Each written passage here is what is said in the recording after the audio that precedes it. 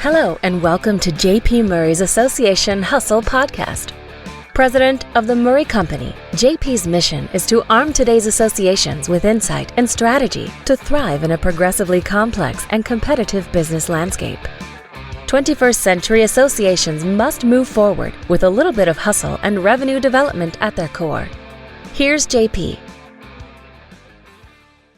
Hello, friends. I want to speak with you today about how diversification is the answer for associations. And my goodness, we've learned this so much over the last 8 months during the pandemic.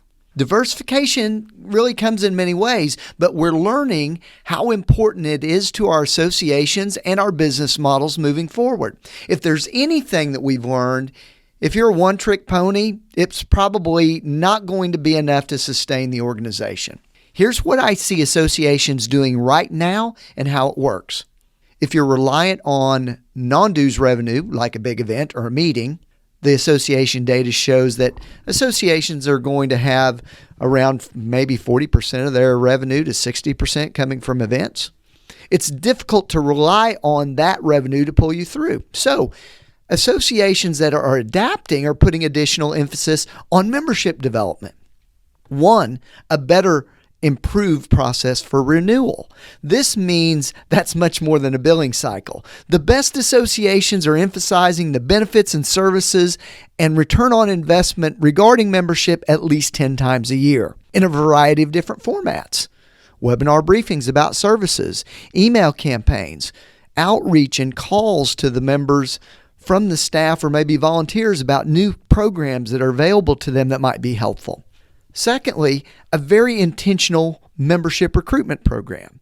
To do this best, segment the membership to ensure the value proposition is specific and well articulated to that group. For example, suppliers have much different needs than maybe the core membership in the manufacturing sector, as an example. As part of the sales process improvement, we need something that involves demonstration of the services and benefits. We need testimonials. We need a good CRM to track our activity and our hard work. The interpretation of government relations activity and regulations and PPP loans and all that stuff is a great ROI on government relations. You know, for years we talked about how, government relations, it's kind of intangible. Not now, friends. You're showing them the value of government relations, and they're getting your content because of your expertise and the way you interpret what's happening.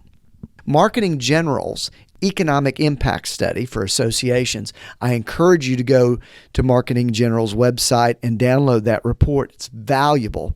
Says about 70% of the associations report an increase in engagement. That means your value proposition is valuable because they want more of it. They're seeking more of your content.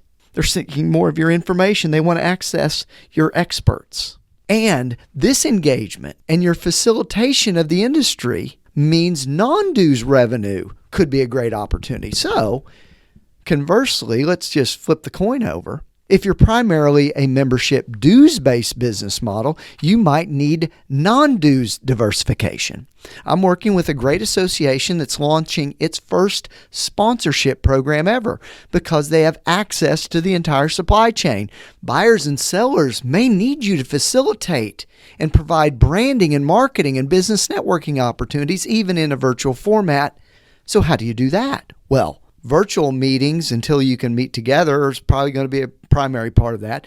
And this calls for reaching more people than ever before. We're seeing that kind of engagement where the numbers and the data is more robust. And every facilitation of the industry is inventory for a company to sponsor. Along those lines, thought leadership for webinars and virtual events, it's hot, and that's what people really want. They want the ability to speak. They want the ability to show their expertise, and offering that is sponsorable. The podcasting format has exploded. Presented by branding, an interview in the podcast, and maybe ads is a way to reach people on a very intimate platform, one-on-one communications through audio. I also think newsletters are viable once again as a sponsorship platform because, well, we're seeing it. Our newsletter and our email rates, open rates and click-through rates are actually going up. So email newsletter advertising is coming back, or a sponsorship. We're diversifying the people and contacts within our industry companies that we're reaching. Over and over again, I'm hearing the executives that are reaching more and different people within the member companies. We've been looking for this opportunity for years, and now we have it. The opportunity now is to keep that activity and maintain their activation after all of this is over. All the things that we've learned, we have to continue to implement it. I know you may want to go back to the good old days, but we've laid a lot of groundwork. We've developed infrastructure. We're delivering in different ways. We've learned so much. So let's maintain what we've learned, enable us to grow our organization through dues work and non-dues activity. Hey, if you listen to the end, I got a special gift for you.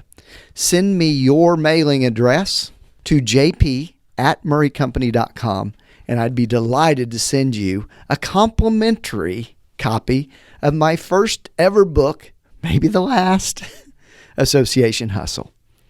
Thanks for listening. See you next week. We hope you enjoyed this edition of J.P. Murray's Association Hustle podcast. We'd love to connect with you. Check out our blogs at murraycompany.com and subscribe to our weekly newsletter. You can also connect with JP on LinkedIn and Twitter at JP Murray, as well as the Murray Company's Instagram and Facebook page. To purchase a copy of JP's book, Association Hustle, Top Strategies for Association Growth, go to jpmurray.com.